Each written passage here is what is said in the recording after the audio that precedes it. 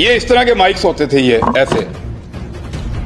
मेरे सहाफी साथी जो है ना 55 रुपए किलो आटे पे ऐसे मुंह के अंदर फिट कर देते थे माइक, गरीब आदमी के। बताए नहीं कितने का आटा, वो बेचारा वो क्या कहेगा, महंगा है जी, 55 रुपए का भी महंगा है जी, और वाकई महंगा है, 55 रुपए का महंगा ही है। लो जी, तब्दीली का मजा आ रहा है आपको। लो जी, रियासत मदीना में आटे की कीमत है।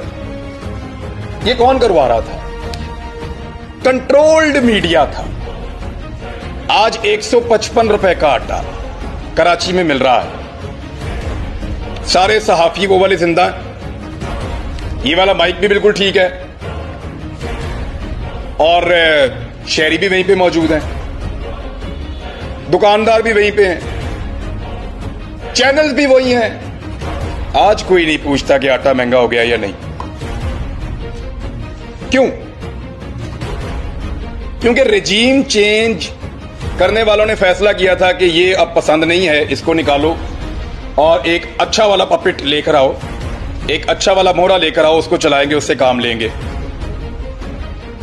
तो जब रेजीम चेंज हो गया तो उसके बाद अब आटा महंगा थोड़ी होगा, पेट्रोल महंगा थोड़ी होगा, बिजली महंगी थोड़ी होगी।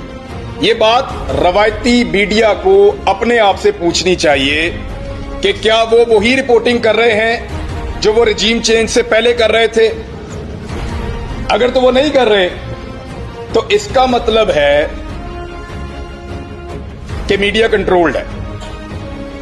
इस दफा एक चीज का फर्क पड़ गया है, और वो फर्क ये है कि सोशल मीडिया ने रवायती मीडिया की जगह ले ली।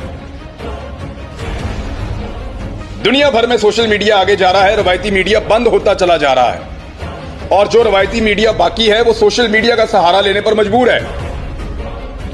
अभी आप इन्हें कहें ना, बड़े बड़े तुर्रम खान चैनल हैं, इन्हें कहें अपने अपने सोशल मीडिया अकाउंट्स बंद कर दें, इन्हें कहें सोशल मीडिया के ऊपर अपनी प्रेजेंस खत्म कर दें और बताएं ये कितने पॉपुलर हैं, तो वो सोशल